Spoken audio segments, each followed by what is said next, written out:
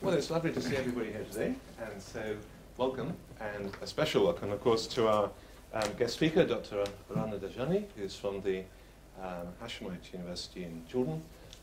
Rana's been with us now for 5 weeks on sabbatical, visiting St. Edmund's College and the Faraday Institute, which is part of St. Edmund's College. And it's been wonderful to have Rana here in a number of discussions, and she's been extremely active, interacting with various people here in the university, and has really made wonderful use of her time. So it's been great to have these interactions. So Rana's the Associate Professor of Molecular Biology, I guess is her field really, in Jordan. She's extremely involved also not only in research and teaching, but also in ethical considerations. She's been serving on the ethical committee in Jordan that assesses the use of stem cells in that part of the world. Also involved in the public understanding of science and the public understanding of science and religion. And last not but least, I wanted to mention this wonderful project that Rana has started called the We Love Reading Initiative, which is now spread around the world, as we were hearing, which is really to help young people to really enjoy reading and get engaged with reading, which is really a fantastic initiative, which has really taken off. Rana's also published a number of papers. So you might, those of you who read Nature will notice them from time to time, articles about science in the Arab world in particular, and helping us all to understand that part of the world better and its engagement with science and some of the challenges of doing science there, and so on. So it's great that Rana's here today to speak for us, and she's actually going to speak to a topic upon which she's currently doing her research and her sabbatical. That's about the whole issue of creation evolution in the Muslim world, and so her title today is Islam and Evolution, Is There a Controversy? And so over to you, Rana. We will have questions and answers, of course, after the talk, so thank you. Thank you very much. I like to begin my talks with saying peace be upon you, which is Assalamu alaikum in Arabic, so peace be upon you all. And I want to thank the Faraday Institute and the University of Cambridge for inviting me to be here, Dennis and everybody at the Institute. It's been a pleasure and it's been an honor. I've learned a lot, I've explored a lot, and I've shared a lot. And I expect to do the same within this lecture and even afterwards. And this would be only the beginning of a journey of interaction with people here. Actually, I had planned to come to Cambridge 25 years ago. It took 25 years for me to get here. In 1990, I was accepted as a graduate student in the molecular biology department. However, I couldn't come because I didn't have enough money to pay the tuition.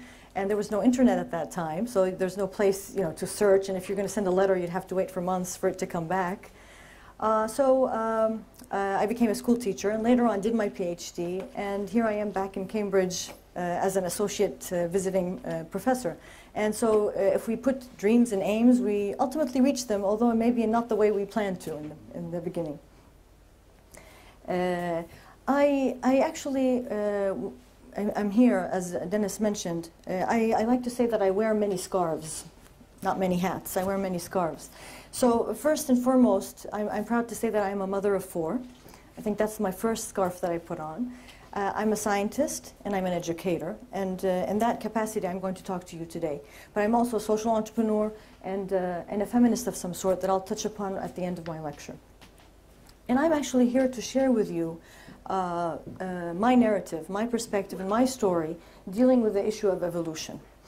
As a scientist, I never had a problem with evolution. And as a Muslim, to me there was no controversy. However, in 2009, when I started teaching evolution at the university to my undergraduate students, that's when I really felt the controversy. And the reason is that the way we teach in the Arab world and in many developing countries is that there's kind of a schizophrenia between what we teach in the classroom and real life. So most of our students actually are taught in a rote memorization way. These are a list of things you have to memorize. They memorize them and they go to the exam. So whether they agree or disagree with evolution really doesn't figure in that exam kind of way of learning. They just memorize it and produce it on paper. However, the way I teach is I engage my students. I want to listen to their opinion. I want them to think things out and analyze them and tease them out. So if I'm going to do that, I'm going to really run into a problem because the public discourse is against evolution. And how did I feel that? Well, as soon as I went into the classroom in front of my students, Later they told me, of course, I didn't know this at the beginning, but they all were thinking that this professor is coming and she's going to teach us blasphemy. That was it. And here I am going in to teach them blasphemy. However, they were kind of confused because this professor is teaching blasphemy covers, and when you cover, that means you're a practicing Muslim. So this didn't make sense to them. There was something wrong, which is good because it made them challenge their assumptions. Then she can't be talking blasphemy. She must have something worthwhile to listen to. And I think that's what opened the door for many of them to keep an open mind.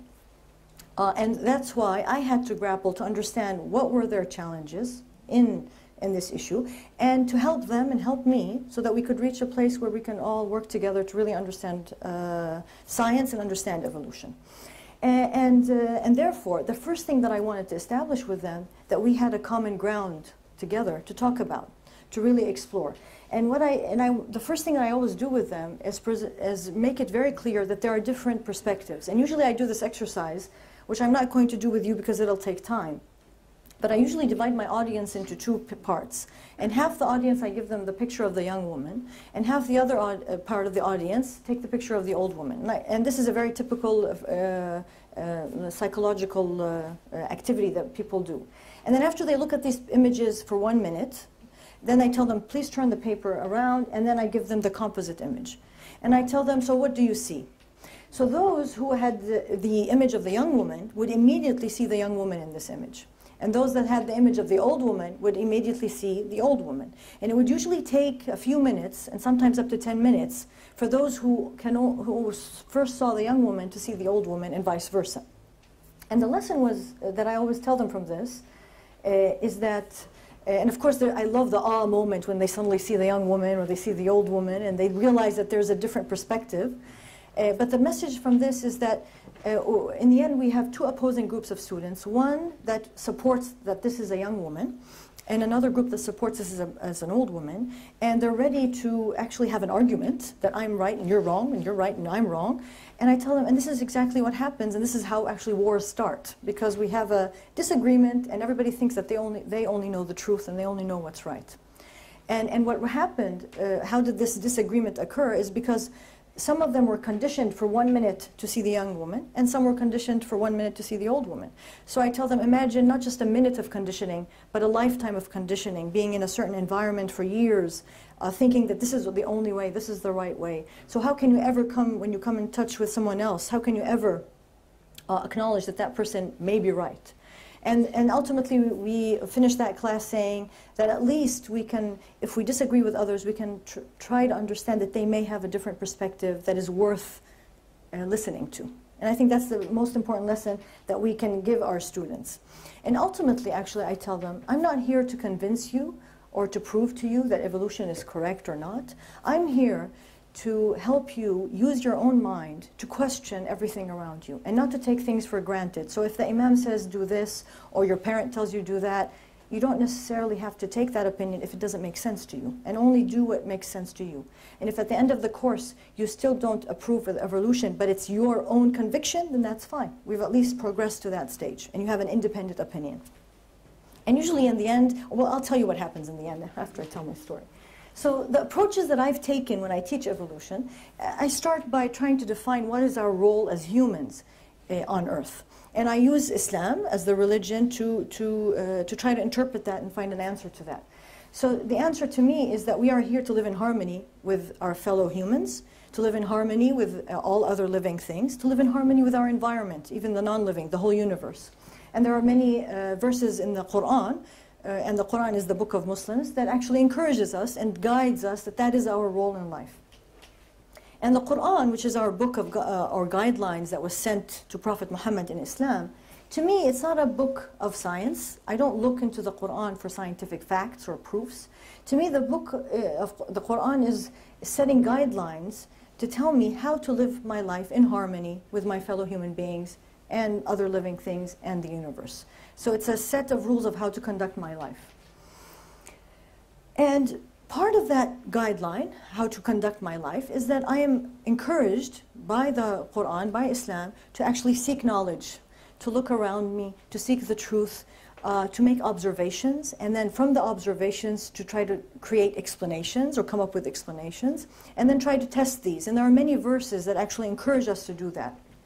To me, as a scientist, I see in these verses the scientific method, where observation, and then you think of that observation, you try to come up with an explanation, which is the hypothesis, you test it, and if it works, okay, it may become a theory, and if it doesn't, you have to go back, make more observations, try to think up of new explanations, and come up with, and test them, and so on. So to me, in the Quran, in the guidelines of how to conduct my life, the scientific method is actually spelt out. And that's how I understand religion as a guide for me as a scientist.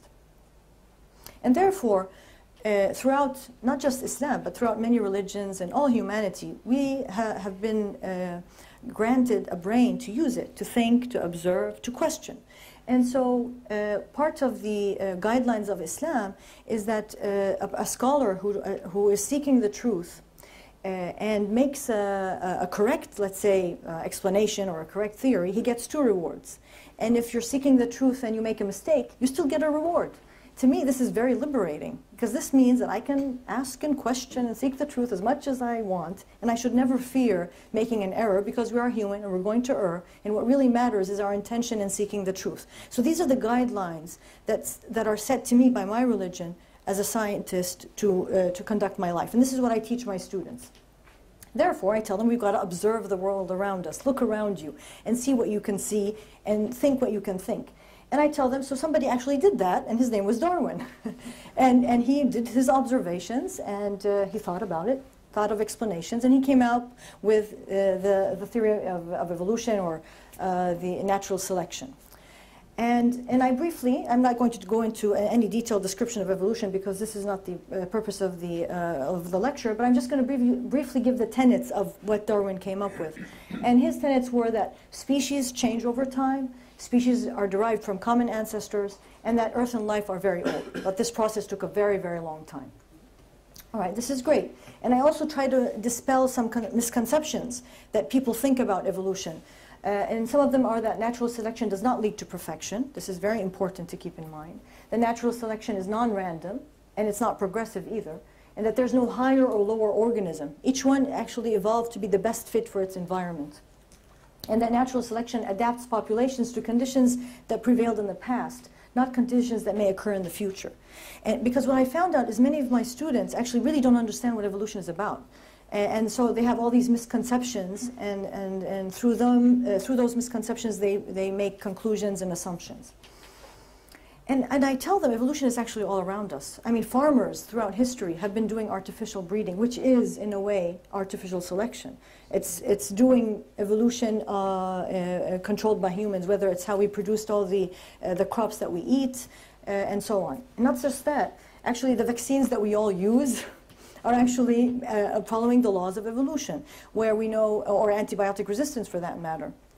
All these are based on the laws of evolution, where we have natural selection, and only the fit are the ones that survive, and so on. So I explain all the science as we go through the course of what natural selection is and what is the proof for it. And then we come to, so what happened? What happened to Darwin and his idea, and what happened, how did the public receive Darwin? And so in this case, we have to put the context of the community that Darwin was living in. And of course, I'm not an authority on Christianity. I don't understand, I will not make any claims, but what I've read and from the books that we use in our teaching, which are from Springer, so they're the authority that I'm quoting, that there were some groups of Christians that supported Darwin, but there were some groups that didn't. And those that did not support Darwin and were against him actually did it for the 3 reasons that are up there. To them, as they read the Bible in their interpretation, which they call special creation, that species do not change, each species separately created, and Earth and life are very young. So there was this group that were opposing Darwin when Darwin came, and up till now we still have a group of these people who claim special creation. Now, let's look at the Islamic civilization and how they dealt with this issue. Well, first of all, if we go back, really back in history to the golden age of Islamic civilization, if we go back as ancient as the 8th century, there were actually scientists who had come up with rudimentary theories to evolution. And these are all recorded and documented. So we have Al-Jahiz, who talked about birds and how birds evolved and changed. We have Ibn Miskawayh, who also mentioned different forms of organisms. Ikhwan al-Safa, similarly. Ibn Khaldun even referred to human evolution in a certain way. So there were rudimentary theories. They never ran into any problem in the Islamic civilization. Nobody labeled them as blasphemers or going against religion. It was fine. They were just scientists exploring the world, seeking knowledge, and trying to find explanations. And even if we fast forward to the time of Darwin and look at what was going on in the Islamic world during Darwin, we find that actually in the 1880s, there was a special scholar living in the Levant area, which is Lebanon now, called Al-Jisr. He was a Muslim scholar. He wasn't a biologist. He wasn't a natural scientist, but he was a Muslim scholar, philosopher. And when he read about Darwin, he didn't read the book because The Origin of Species was only translated in 1928. But he read about Darwin's theory through other people's writings. And he wrote a treatise of 400 pages that discussed evolution, but not in a negative way. He actually supported it. He had a few issues that he was arguing, but you would imagine, of course, I mean, he had no background of biology, so you would think that he had some points that he wanted to clarify. But there was no issue of blasphemy or this is against religion or against God. Another well-known intellect in the Ottoman Empire, also around the time that Darwin's work became publicized in the 1880s, who also wrote about Darwin, wrote about natural selection, and there was no problem with him. So the general Muslim public had no problem with Darwin even in the late 19th century. However, if there was a poll that was done in the early 21st century, this was published in Science, and many Muslim countries were polled to ask them whether they accepted or didn't accept evolution. And actually, the green is the ones that could not possibly accept evolution. And as you can see, it's pretty high, like in Pakistan, Malaysia, over 50%, maybe only Kazakhstan, because they were very secular to start with, because they were under the Soviet Empire. But those that had religion, even Turkey, you could see it's over 50%, they do not accept evolution. So where did this come from? Where did this negativity, this unacceptance, this controversy come from? When we look at the history, there was no real controversy when there was an Islamic civilization, when people really understood their religion. So that was my task of trying to unravel this and try to understand it, not just for my sake, but for the sake of my students and for the sake of youth all around the Islamic world. So what's going to follow now are actually my personal opinions. I'm not a historian, I'm not a philosopher, I'm not a sociologist, but these are my personal opinions, my perspective from living in the country and meeting people and talking to them, trying to tease out where did this all come from. So first, I think these are some of the reasons that I put forward. One is that lack of qualified natural scientists in the Muslim world since Darwin's theory was presented. So at the end of the Ottoman Empire, there was a lot of corruption. There was less and less educational, let's say, systems around. There was no real science going around. So we didn't have natural scientists to really understand what it's all about, to counter any attempt at saying that evolution is against religion. Education was restricted to the elite. There were educated people in the early 20th century, but it was limited to an elite population who had money, who were of a socio-economic status, but not the general public. Now, there was also ongoing at the same time a controversy within Christianity itself. I mean, there's records of a huge debate that happened at the American University of Beirut at the end of the 19th century, where the American University of Beirut was actually a missionary college when it was first established. And so they were all Christians, and they had a new professor, I can't remember his name, who had come from Harvard and was giving a lecture about evolution, about Darwin. And as soon as he was done with his lecture, he was pro-Darwin, of course, he was asked to resign from the college because of his views that were pro-evolution. And he actually resigned and had to leave the college. So this controversy within Christianity did not go without being noticed by the Islamic world that something isn't right here, something is wrong and uneasy, especially they didn't have scientists to really understand what was going on. And slowly, I think, with colonialism and the exploitation of Africa and the concept of social Darwinism that started circling around, people taking advantage of Darwin's theory, that colonialism, imperialism, atheism, materialism, racism, all these words and terminologies became associated with Darwin for the public who were not very educated. So that was easy because they were being colonized. So it's easy to relate one to the other, and especially with colonizers using social Darwinism as a way to verify their colonization. You can see what happened in an ignorant population. Also, the Muslim scholars then who started adopting this attitude towards Darwin had good support from the Christian creationists, who already had built arguments against Darwin. So there was something easy to grab and use against anybody who advocated otherwise, which they still do today, using those that are probably more in the US.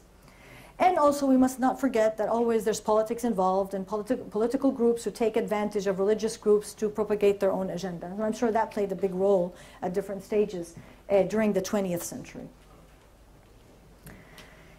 And why did this continue? So colonialism ended right at the middle of the 1950s, 60s. That was gone. So how come this myth or this apparent contradiction between Islam and evolution remained?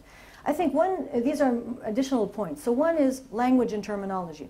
So these people take, from the West, they take a poll or a survey and they send it to a Muslim country, an Arab country, asking in the questionnaire, are you a creationist, right? So for a Muslim, when you ask the question, are you a creationist, and you translate that into Arabic, it means, do you believe in God? Do you believe there's a creator? And everybody say, yes, of course, right? But when you say creationist in the English or in the Western context, it means that you believe there's no evolution, everything was created spontaneously. So I think many of these surveys may not be really reflecting of the actual stand of many, many people because of this mix-up in terminology. So this is very important. Another thing is the misinterpretation of religious texts. So many people who take a stand against evolution actually use the Quran and texts from the Quran to support the notion that creation was spontaneous. And I think the interpretations they use and the terminology they use to support that is actually can be misinterpreted and can be reinterpreted again in the light of new knowledge and new science that we have. Add to all of that is that after we finished with colonialism, we had dictatorships in place. Therefore, we had a lack of freedom within the Muslim world. We still do in many, many countries. And this lack of freedom stops us from questioning, seeking the truth, and asking questions. No dictator wants his population to start asking questions, even if it starts with science, because it's going to end up asking about him. So we don't want any questions. So in that lack of freedom, everybody suffered accordingly. And also lack of understanding of Islam, because as I told you in the beginning, Islam asks us to seek knowledge, to question. We apparently don't understand our religion very well. And therefore there's a big, let's say, gap between Islam and Muslims. You know, they're very different, unfortunately. So, all right, so I analyzed why there's an apparent controversy between evolution and Islam. But what are we going to do? To me, that's the important thing. We can talk about why, but what really matters to me as an educator, and somebody who's standing in front of a classroom every day, how can I help my youth?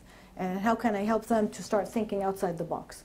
So I adopt multiple approaches, and I'm going to go through them briefly. So the first approach, which deals with theology, I emphasize the fact that I mentioned earlier that the Quran is not a book of science. I'm not going to look in the Quran to see how evolution happened. I'm not going to look in the Quran to see how humans evolved, okay? Because I don't use it for that purpose. It's there for me to give me guidelines just how to live my life with my fellow human beings. And I make this very clear to my students because you'll never ever find everything, and so you're just putting yourself in a circle. The second thing that I emphasize is that even if you want to go, because they'll always drag me and give me a verse and say, no, look, this means this way. So if we have to go there, which sometimes you have to, just so that you're on an equal ground and you're not denying everything, because then they'll tell me I'm just closing my eyes to the truth. I'll say, okay, let's bring those verses. Let's have a discussion. And I tell them, if you're using a particular interpretation that was done 1,000 years ago, that's okay. That person who made that interpretation was sincere. He tried his best, but we all err. It's a human thing. And so we may come up with a new interpretation in light of the new knowledge we have or the new scientific discoveries. And in this process of reinterpretation, we call it ijtihad in Arabic, which means effort. Because in Islamic law really depends on three basic tenets. So we have the Quran that we go back to. We have the Hadith, which is everything that Prophet Muhammad said. And we have ijma', which means scholarly consensus.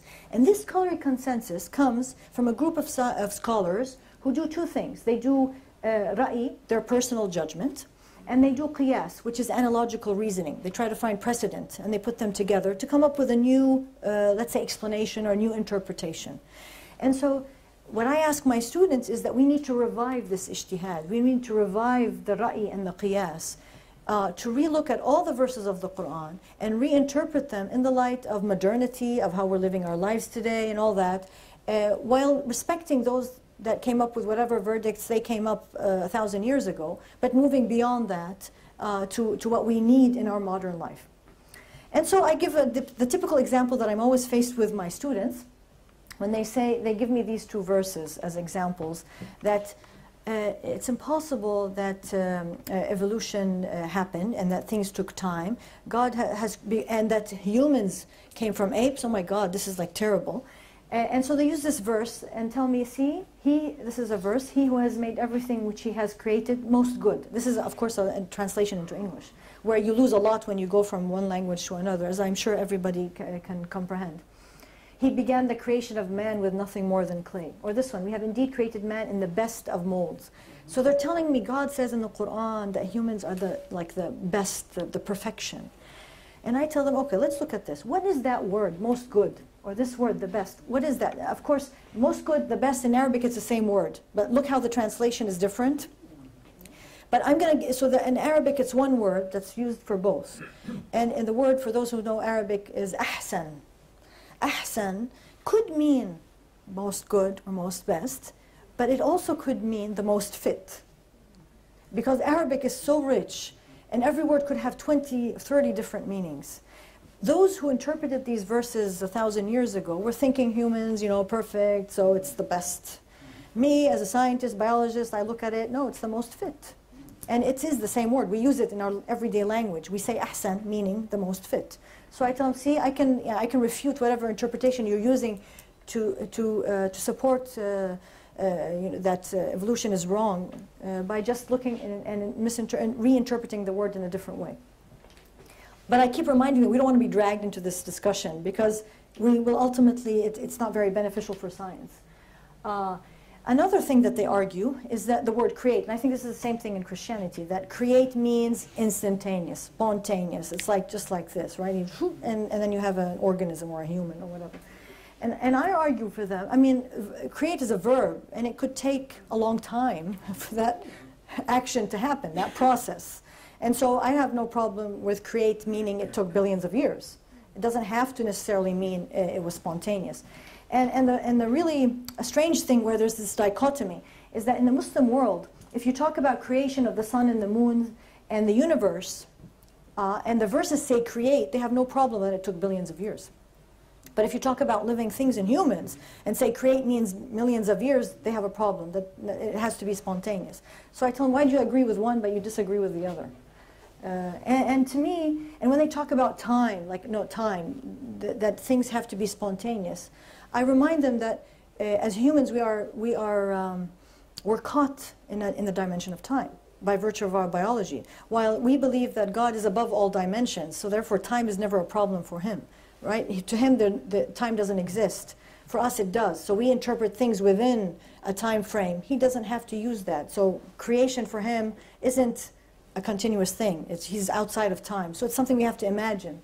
And of course, and these are verses from the Quran that say a day for God is worth 1,000 years of what you count. Therefore, time is never a problem for Muslims as a one to disprove evolution. Therefore, and then we go to the next point. And I tell them, even evolution never even discussed God, whether he exists or not. That wasn't the whole point of evolution. Evolution is about the laws that are present in nature to explain how diversity came about. It doesn't discuss how that all started. That's a different issue. That's a different discussion. And so, therefore, if you believe there's a God, that he created the universe and life, that doesn't contradict that there are laws, physical laws and biological laws that control how things evolved and moved on. And to me, actually, to explain the diversity of living things, I mean, there's two explanations. Either you're saying everything was created spontaneously, every creature, or you're saying there was a simple law that created everything. And as scientists, we always know that the simplest explanation is usually the true explanation. And the simpler the rule is, I think it's proof of the elegance and the power and the strength of the divine that made it. So to me, evolution is actually more proof that there's a God than there isn't. So how could you say that evolution equates to atheism? It doesn't make sense to me. And I always put the last paragraph from The Origin of the Species, because they keep telling me Darwin is an atheist and he's against God and he denies the presence of God. I have never met Darwin, I don't know him, but I took this last paragraph from his book, and to me this indicates that, I mean, he was never discussing God. In his book, he was talking about natural selection and the laws. And so we don't have to go into that other discussion when we discuss evolution. And I think this is a very beautiful way of how Darwin put it. And I tell them, I mean, he was a person who tried his best to explain the phenomena around him. And like the first hadith, I mean, we try. If we err, we get a reward. If we don't err, we get double rewards. And we're all scientists and we're all humans striving to find the truth in this world. So this is the theological approach. The other approach I also adopt is the human fallibility. So, like I said, by the middle of the course, my students are okay with evolution. All right, we'll go with it. Natural selection, all living organisms. But when we reach human beings, oh, no, there we draw a red line. That doesn't work. And to me, this reminds me very much of a verse from the Quran that reminds us not to be arrogant. Because to me, when you say, when one of my students says, but I am a person, I'm a human being. God really made me special. I cannot come from any other organism. And to me, I'm telling you, but you're exactly saying what God told you not to do, to be arrogant. You are part of this creation. You're in harmony with the world and the living creatures around you. And so don't be arrogant. And don't you listen to those who talked before you who are arrogant. You're just part of this, part of creation. And to me, this points to actually conservation of the environment. If we think that we are very special and we are outside everything else, that will help us propagate taking advantage of the environment, rather the approach where I am part of this creation, I come from other forms, therefore we all have to work together to preserve our environment and take care of it. And these are the arguments that I put forth for the students. And of course, we also run into interpretation of verses. And just to humor them and to help them, there in the Quran, there are many, many words, terminology, that could be interpreted in different ways. So instead of human, we have different terms. So we have bashar, we have insan. So these could mean different stages of human development. We have insha and khalq, which could mean creation, development, evolution. So there's a lot of terms. If somebody wants to go into that field, as I tell my students, they can really explore it and look for different meanings that would support the theory of evolution, if they wanted to go that way. And of course, there are also even verses in the Quran, I'm citing two, that actually talk about humans still evolving, and that they will keep on evolving, they will keep on changing all the time. But of course, there's different ways to read them. You could read them in different ways, depending on the level of science, the circumstances around you. And so here there's, like, he constructed you from the descendants of other people. We replace the like of them with a complete replacement. I mean, but these are verses, and like I said, I don't want to draw anybody into this. I don't want to draw myself into this kind of discussion. But I put forward, because you need to be on a common ground with the people who discuss, to say, if you're going to use these won't work for your proof. Oh, of course, ultimately we come to the story of Adam. All right, fine, human evolved, but how do you explain Adam and Eve and the story of Adam and Eve? All right, so I don't have all the answers. So what I tell them, that you have to, for me personally, I look at the story of Adam and Eve as a metaphor of what is the responsibility of human beings on this earth and where they lie, because that follows with the concept that the Quran is a guideline for life, not a book of science. But this is an open door for everybody now and for the future to explore these questions and find out the answers. If we're going to find out all the answers today, there's no point in continuing. And the idea is we keep exploring, we come up with answers that may work today, but it may change tomorrow. And that's the whole objective of our being on this earth. Then comes the question of conscious. All right, fine. So they ask me, how can you explain that human beings have a conscious? So my answer to them, first of all, we really don't understand how the brain works to start even talking about how it evolved. So we're still on that journey, we're still on that path of trying to explore. However, having said that, if we don't understand something, we don't say that it doesn't exist, we don't ignore it, we acknowledge that we don't know, and that we're trying to explore and we're trying to learn, and that we are limited. And the example I give them is that, so a long time ago, when people didn't know enough science, they would say if somebody had the plague, they would say that you had bad spirits, right? And now we know it's just a bacteria that's in your body doing what it's doing. So similarly, I tell them, if we don't understand the brain or how conscious evolved, that doesn't mean that it's something beyond our understanding. It just could be that there's a scientific explanation we haven't reached up till now, and to think along those lines. And those lines actually to lead me, I mean, this is my perspective, is that even miracles that we presume are miracles, meaning for a common definition of miracle is something that is supernatural. To me, it's not about supernatural. It's probably following a law that hasn't been discovered yet. Just like we don't understand conscious, we don't understand the brain. The miracle is a law or a scientific thing, anomaly, that has a scientific explanation that we may discover as science advances. But we also have to remember, even as we progress in science and as we discover new things, we have limitations. Some of those limitations that we are trapped in time, right? We exist in a past and a present and a future. And there are dimensions above that, and it's very difficult to imagine them. And that's why the question of destiny is always like, because we're trapped in time, how do we choose? How do we know what's going to happen? And I like the metaphor that actually Carl Sagan put forward, and I'm going to use it. And that helps explain our limitation. So however much we learn and know, we are limited by our biology, by our neurons and how we are made. And to make that closer, let's imagine we're ants. So ants, as biologists we know, ants can only comprehend 2 dimensions. They cannot comprehend a 3rd dimension. So if you've seen ants, you know, they walk towards a wall, they hit the wall, they keep walking up and then fall, because they don't know that they're going up. Up does not exist. There's no up. It's just X and Y. So let's imagine we're all ants living in a town of circles, right? So we go into our houses, each one of us. We open the circle, go in, close the door behind us. We're safe in our circle. Then let's imagine there's a sphere coming from above and bouncing right in the middle of our circle home. As an ant, what are you seeing in front of you? Something appearing out of nowhere, increasing in size, and then disappearing. So what do you do as an ant? Oh, this is metaphysical, this is, you can't explain it, so you start trying to relate other things to explain it. When we all know that that's just a 3rd dimension, there's a scientific explanation, and everything's fine. So if we are like ants in other things, we are limited in our biology. Okay, we're better than ants, we can understand a 3rd dimension and time, but there are other dimensions that we can never comprehend, however much we discover, because we are limited by our biology, how we are made, the cells that we have in our mind. So we have to keep that in mind if we encounter something we cannot explain, that we'll be limited. So to conclude, this is let's say the path that I approach whenever we reach a contradiction as a scientist and a Muslim. So if there appears to be a contradiction between something scientific and my religion, first I check the science, because we know science is changing all the time. This is a fact.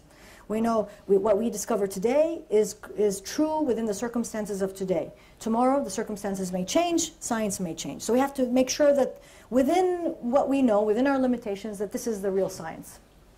We know that tools change, and tools limit us, and the more advanced our tools are, the better we can understand science.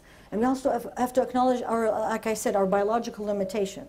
Now, if we tick all these boxes and we're sure of whatever fact that was discovered, and we're still contradicting, then I go to the Quran, the interpretation of the Quran. I don't question the Quran as such because I believe in it as a Muslim, but I question the interpretation, which is human, and humans err, and that's okay, and this is part of our job of seeking.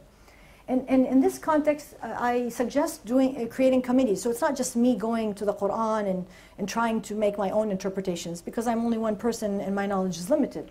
The idea is to create committees that are made of stakeholders from multiple fields that relate to that controversy. So for example, we actually did that for the ethics of stem cells. So can we use human embryonic stem cells or not? So what we did, we created a committee of physicians, scientists, developmental scientists, Islamic scholars, Arabic language experts, lawyers, and we all sat on a table to discuss human embryonic stem cells. So this is what I would suggest for any controversy. This is what we should do.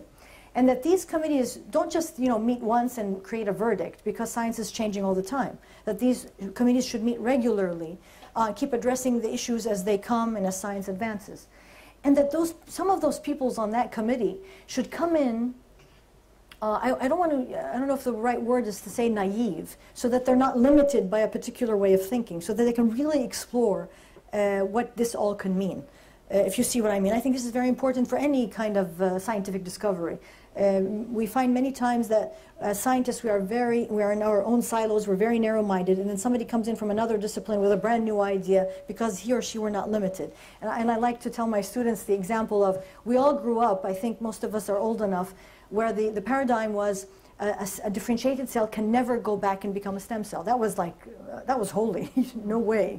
And then now we know that we can't do that. So somebody thought outside the box, somebody challenged the assumptions. And so you need people like that within these committees. And then, are we going to come up with multiple opinions? Of course, there's not going to be one opinion. I think this is very healthy. And this is part of science, and actually this is part of Islam. Islam is about multiple opinions. And so long as we respect each other, and we can understand where we're going with it, that's okay, and that's very healthy. And actually that's evolution, right? Diversity is the most important thing for the survival of the species.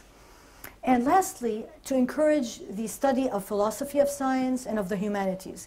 In the Arab world and the Muslim world, all of our intelligent students, let's say in youth, actually go into science and engineering and medicine.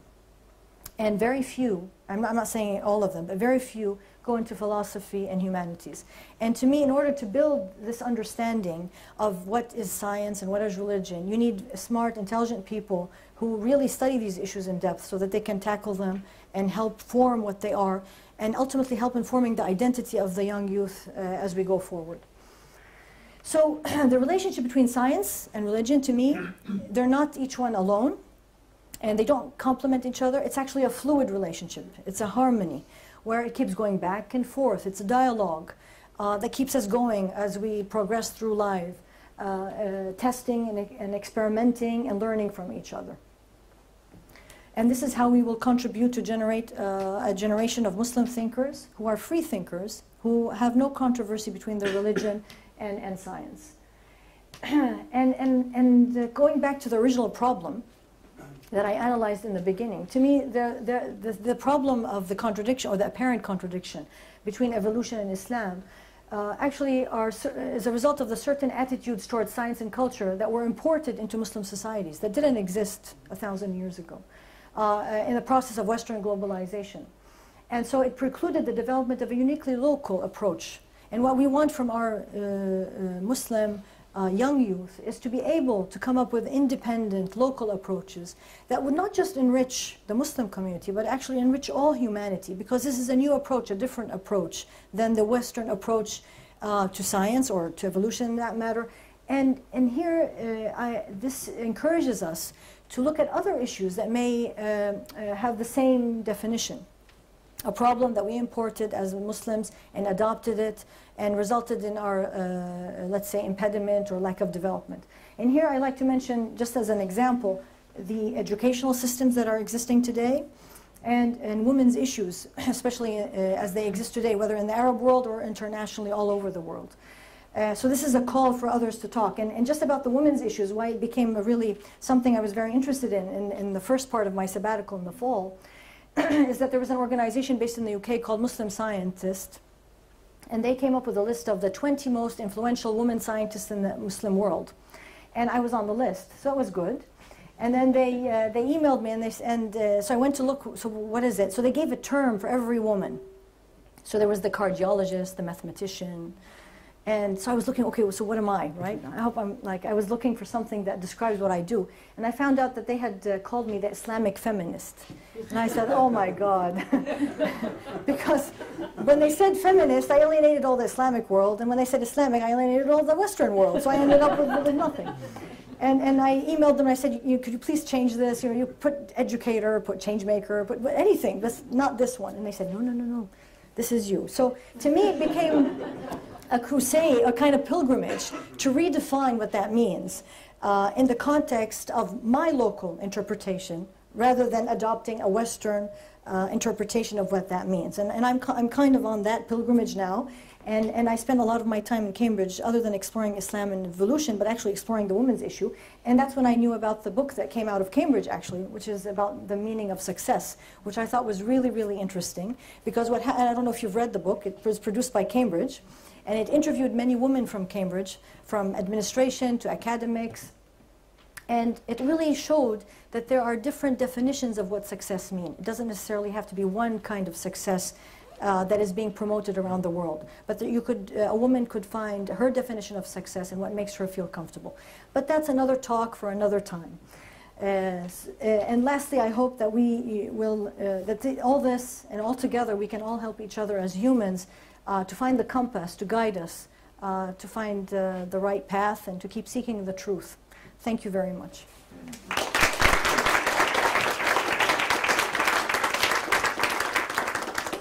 Thank you very much, Rana. It was great. Just before we go to Q&A, because I'm going to say it now, because otherwise I'm going to forget. I was asked to say there is a sign-up sheet at the back for those who have to slip away now or later on.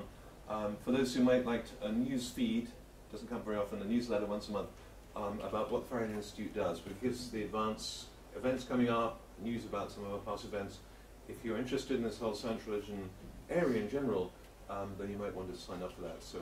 And it's on the table at the back, I think. So I think I've said my bit. So over to you now for questions and discussion. If you wouldn't mind waiting, put your hand up and then just wait till the microphone comes around so we can pick up the question clearly as we're recording this, as you can see. Over to you for questions and discussion. Okay, we have a question right in the front. Just to give you some exercise. Thank you very much. I must say, I think I'm a Catholic Dominican, by the way. I agree with everything you said virtually, almost everything. And as I said before, I spoke to you.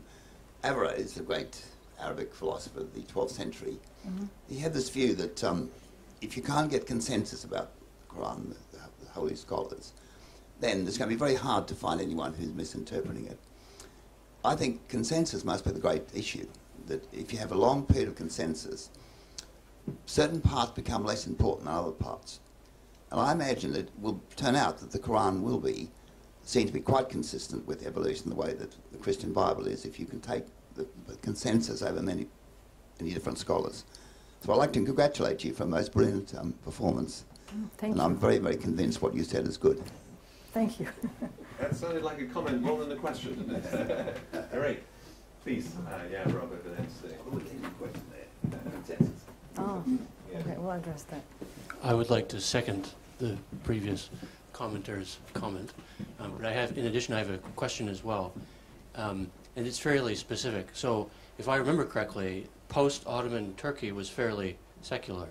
Kemal Ataturk wasn't a big fan of Islam. I think when today it's a bit, for Westerners, even hard to imagine. And I wonder, very specifically, what was like science education in Ataturk's Turkey? Was that something that differed than the science education that's going on right now in parts of the Arab world? Okay, that's a good question. As I said, my disclaimer, I'm not a historian, and I haven't been to Turkey in that context, but what I've read and what I've heard from different scientists in different conferences is that during Ataturk's, which is the 20th century, it was very secular, and yes, they taught evolution. All professors were very pro-evolution. And I think Dennis would comment on this and then when they changed, now the government is a little bit more, it's more religious and more Islamic. There's no stand on evolution, if I understand, but you have those special creationists that are coming out. I don't think they belong to the government or to belong to everybody, anybody. They have their own group that's coming out promoting views against evolution. But I think, Dennis, you could share with us a very interesting... Well, I'm going to actually ask Alper Bilgili, who has done a lot of study, he's from Turkey here, if you'd like to make a few comments on that. If you can give Alper the microphone, he's done a lot of research on that. So do you want to comment on that? Yeah, maybe a few words. Yes. Thanks again. Yeah, Atatürk was very secular, actually ultra-secular, we can say. And he was supporting Büchner's views. Do you know Büchner from 19th century German materialist Büchner? He was a big fan of, Atatürk was a big fan of Büchner. And he wanted to change the system radically. But the problem is that I think we're exaggerating the education system's changing capacity on people. So people were creationists before new creationists even emerged in Turkey. I mean, the education system couldn't change what people think really. So I think what you do is much more efficient in changing Muslims' views compared to what secularists really did. So I really appreciate it in that sense as well. Thank you. Perhaps I could just add, I mean, I taught biological sciences. Oh, you want a mic? I need a microphone. Do I need a microphone as well? Maybe I do. Yes, just a comment to add then, I taught the biological sciences for 9 years in Turkey during the 1970s. And I cannot remember a single time when anybody objected to my teaching of evolution during that time, over 9 years, not even one student. Now, but there is a reason for that. I was teaching in a very secular left-wing university, and the universities in Turkey tend to, not so much perhaps nowadays, or Alper might know better the contemporary situation, but they tend to split it rather into the more secular left-leaning universities, in which I was teaching in one of those, and the more kind of religious universities. And so it might be a little bit different now, I think, if I was teaching biology in one of the more religious universities. But so Turkey is pretty split, really, you know, between the secular side and the more religious side. So that will come into that discussion. Okay. Can I comment on that? Yes. Those, when you're talking, there are secular universities in Turkey and religious universities in Turkey, but that's not talking about the evolution thing. Because as I understood from you, that people were open from the government, even religious government, to talk about evolution in general, or not? I mean... Yes, I mean, clearly in Turkey, I mean, evolution is part of the normal program of teaching in high schools and the universities, and from that point of view. But I think what you might find in high schools, when the teaching is from a more religiously committed teacher, they might also say, well, by the way, I have to teach this because it's in the curriculum, but I don't believe it myself. And you will get that, you know, in certain Turkish schools, and you will get it in some religious universities as well. Yes. So that's what I mean, really. It depends where you are. The guy, I mean, the famous Turkish person who is a keen creationist is Harun Yahya, not his real name, but you know, who lives in Istanbul, who has exported his books, his creationist books around the world. And so I think in the Muslim world, the books of Harun Yahya are very well known. He's not a young Earth creationist, but he's a sort of old Earth creationist, really. So. More questions? Yeah. Here we have I have a question over there. Thank you very much for your talk. For me, it's quite insightful to understand this relationship of Islam and evolution. I would like to comment and ask you about the term that you've been phrased as creationist. It's quite a contentious term. I wonder whether, because from your approach you say, I might have understood it wrongly, but it seems that let's not coin the term creationist, but it's evolutionist. Is there a way of, in dealing with your students or dealing in the society that's primarily religious, bring the term creationist, not as early creationist or design, intelligent design. Is there a way to bring a more positive term in terms of, yes, for instance, doesn't mean if you believe in evolution, if you follow the scientific understanding of diversity, doesn't mean that you're not creationist. Doesn't make sense. It seems that there is a danger of still keeping the polarization. You are either creationist or evolutionist. And I see this as problematic in a society that wants to integrate. Mm-hmm. So we don't use the term creationists in the Arab world. I speak for the Arab world because I'm taking the translation. That does not exist as a term, as for a group of people. We all believe that there is a creator. And if that means creationist, then we are all creationists. But we don't want to introduce a whole new terminology and a whole new group to create a whole new problem, because we would be adopting that the Western whatever model and imposing it on our own local structure, and thereby, rather than resolving issues, actually creating more trouble, because you're creating a new terminology. So we don't argue that way. We just say we are Muslims, we believe that there's a creator, and we are trying to understand how did the creator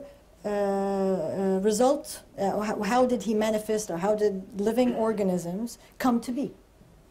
And so we're using those terms of explaining rather than giving, let's say, labels, because labels are misused, misinterpreted, and mistranslated. Thank you. Yes. Question over there. Thank you. Do you have a problem or a difficulty with large numbers of imams and other religious leaders putting forward a very different position from your own? And if you do, how do you deal with that kind of interaction with society?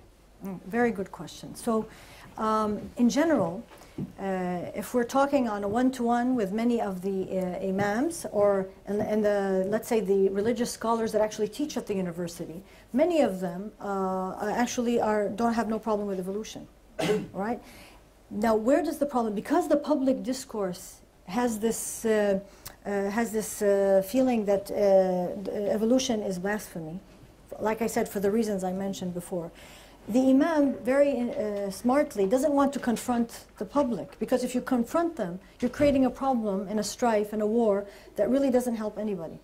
So what they do, and their advice to me and all of us, is to go about it like I do. Let's have a common ground. Let's have a discussion. Let's talk about this. Let's see where the problem lies. And then they go. But it's not about, raising like, we are pro-evolution, everybody else is wrong, because that's not going to work. So that's what they do. Now, there are some imams that are against evolution. Yes, there are. However, I am sure if we were able to sit with them on this kind of the way I present it, we could reach a conclusion where we have no problem. But these dialogues have to be introduced. And like I said, because of the dictatorships and lack of freedom and lack of all this, people are not used to introducing dialogues and debates and talking about things. But if we can, and that's what we're starting to do, creating debate and all that, I think we can resolve those issues quite easily, especially when we bring proof that there are scholars who had actually addressed evolution, addressed Darwin, had no problem with him. Thank you. No questions? No, okay. Rob has one more, and then I have a question too. Sorry, thanks for letting me ask a second one. Right, so it's interesting to look at some of the new atheists, and I'm thinking specifically of a name who's not very popular, to say the least, in the Muslim world, but Hirsi Ali, the former Dutch MP, right, who now lives in the U.S. Mm-hmm. She's Somali originally, and it's interesting in her case because she's not, in some of her books, she's actually not anti-religious per se, but she is anti-Islam. And I wonder, so if that name doesn't ring a bell to you, then No, it doesn't. Yeah, Ayaan Hirsi Ali Oh, from it Somalia. doesn't ring a bell. Unless you tell me something she did, maybe I'll remember. Yeah. That's fine. But just she went to she was on a lot of talks. She went away to the US, I think. Yeah. All right, so I don't know her.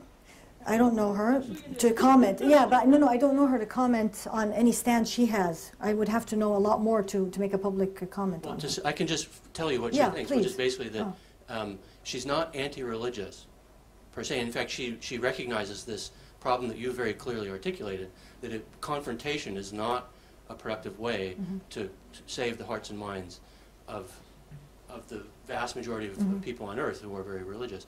But she is anti-Islam, and my question is, why would someone who, by all appearances, is a very, she writes, as far as I can tell, good books. I can't really judge her views on Islam, of course.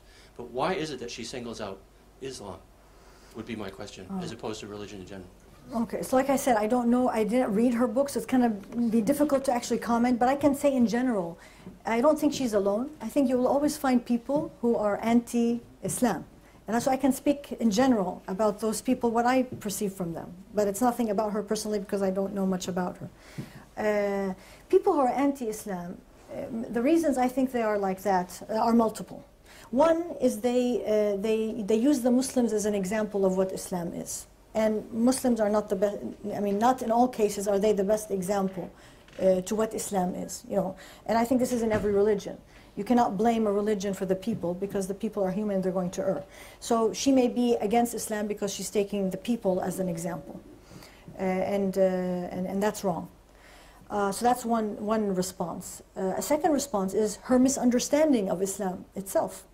She may not have read, she may have read the misinterpretations that we're talking about, very similar to the evolution issue. So people are against evolution because they're reading a certain interpretation of what religion says. And she may be doing the same, but the other way around. She's reading a misinterpretation of Islam and using it as this is not good. Where if she read another interpretation, a better interpretation, she would realize that it's actually not what she says. And then we can never deny that there may be a political agenda behind anybody, right? That's why I'm not commenting on her, I don't know her, but I'm saying these are the general reasons when you find somebody who's against a particular religion or something that's really global and ancient and it's been around and there's so much proof for it rather than against it. So these are three reasons that come to my mind, just like off the top of my mind. Was the question in the back? Thanks. It's actually just a brief comment on Ayaan Hirsi Ali because I did a bit of research on her recently, and I don't know much about her and I haven't read her works, but from what I've read about her and some comments that she's made in her books, as far as I understand, she had quite a bad experience as a child growing up in Somalia, and I think was married off to somebody at a young age, and talks quite a lot about kind of tribal Somali practices, about FGM and kind of forced marriages and people killing women for doing things. So from what I understand, her views of Islam are actually based on kind of these very tribal practices in Somalia. Which she's then kind of, what's the word? Projected onto Islam generally. And I think that's why she's such a fierce critic of what she calls Islam. But if you actually look into it, it's very specifically tribal practices in Somalia. So that's my understanding anyway. Thank you, that's very helpful to have that comment. I'd like to ask a more theological question. It's a theological question, certainly in the Christian world, and I want to know whether it plays out in the Muslim world in the context of evolution. Okay. So in the Western world, we have, people say, well, here you Christians, you believe in a God of love. You also believe in evolution, and God brings about biological diversity by this terribly wasteful process, which entails all this death and suffering, 99% of the species that ever have gone extinct, and so on and so forth. So you can't possibly believe in a God of love and, all this other stuff as well at the same time. That's an impossibility. So that's a pretty sort of standard objection, that one hears all the time. What do you think? I mean, is that a problem for people in the Muslim world about? I mean, you mentioned a number of problems people have in the Muslim world about evolution amongst your students, but do they raise that one? Is that a problem for them or not? No, that was never a problem. Okay. So why not? Why not then? And I believe the reason is part of Islam is that there's a reason for everything, and that there's a grand plan. Meaning that maybe on one level we see that this is bad, but on the bigger scale, there's a benefit for it in a way that we may not comprehend because we are limited by our biology. We don't really know everything. So this kind of interpretation, this is how we understand religion, this is how we understand the world. So that would never be an objection towards evolution from an Islamic perspective, to my knowledge. Thank you. That's helpful. Okay, Lydia. Yeah, a similar question. So another objection which you would hear quite often so from a Christian viewpoint, is that death is linked to sin. So you couldn't have at least human death before you have sin. So is this an issue at all, or the whole area of original sin from an Islamic That's a good question. And I'm connected. I don't need one. Thank you. So in Islam we don't have original sin. We are born, humans are born with no sin at all. And to us, the story of Adam and Eve is that Eve had nothing to do with Adam. He made a mistake, and Eve has nothing to do with it, and he repented, and things moved on. And we are all born without sin. We go about our lives. If we do a mistake, that's a sin, and if we don't, and we can repent within our lifetime, and if we don't, and we die without repenting, we will face the day of judgment, and we will be accounted for by our intentions, not by the action. And to us, this is very important, because you may do an action, but your intention is good. So we don't have the problem of sin, and therefore death has nothing to do with sin in that context. So that whole argument doesn't even exist in the Muslim world. There is no fall in Islamic theology in the same way as in Christian theology, basically. Yeah, it does not exist. People are born as a blank slate Exactly. in Islamic theology. Right. Yeah. And you fill it up. And young children are angels, and then they suddenly get to the age of 7, and the age of responsibility, and whoa, okay, then they suddenly are treated as responsible adults. Well, not 7. Okay. Yeah, you have to be old. You have to be slightly, yes. You have to be yeah. consciously responsible to be judged. Yes. And like I said, when you are judged, your intentions are judged, not your actions. And so if you're and then your intention alone is not enough. You have to actually do the action for it to be counted as bad for your intention. You may have a really bad intention, but if you're not doing it, you're okay. You're safe. So in a way, it has a lot of trust in the human to do what is right. And then death would be a natural happening? Yes, death is the natural ending of life, as a cycle of life, and has nothing to do with sin per se. Well, this is all very interesting. We could probably carry on for quite a long time. If somebody has a burning question, we can take one more maybe, and then I think we should probably allow people to go off and have their suppers. Sorry, did you have one question? Please, yes. Do you want to pass the microphone over? Thank you. It's a completely different sort of question. Will successful treatments based on molecular biology change the doubters' minds about evolution? So if people see GM crops growing and feeding populations, if they see successful stem cell treatments for individual patients, will that cast a better light on evolution in the minds of the doubters? Mm-hmm. All right, good question. So such issues, like I said, should be dealt in by groups of people who are coming from all the stakeholders for that topic, whether it's GM or it's therapy or medicine and so on. And I don't think the issue of evolution actually figures in that argument. It's talking that there's this product, it's a therapy, it's a crop or whatever. Can we use it or can't we? Within the ethical boundaries and guidelines of the Quran. Now we're not talking science and controversy with science, we're talking about ethical guidelines. And in that sense we go back to the Quran, because I said the Quran is how to guide my life to live with fellow human beings. And one of the concepts of Islam is that it always looks at humanity as a community, as a society, not as individuals. So maybe there's a good therapy for one person, but the bad effect will be on other people. And therefore it would be ruled against, because we look at the public benefit rather than the individual's benefit.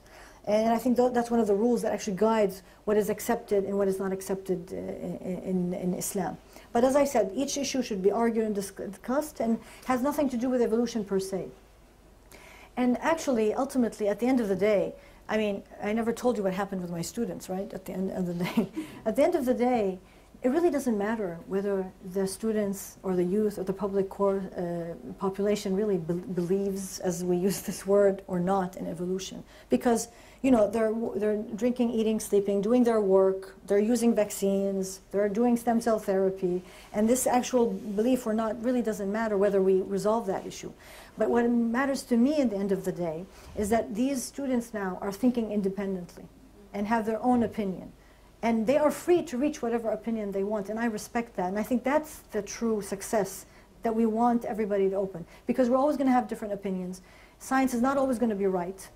And this is about an ongoing process. And usually at the end of the class, at the end of the year, all my students are feeling very proud of themselves, that they are independent thinkers, that they can hold an argument, that they can debate. And I think that's what we want in the end. And if most people in the world can do that, then I think we'll be in a better place, all of us together as human beings on this earth. Thank you, Rana. That's a very good note on which to finish. And thank you again, Rana, very much. Thank you.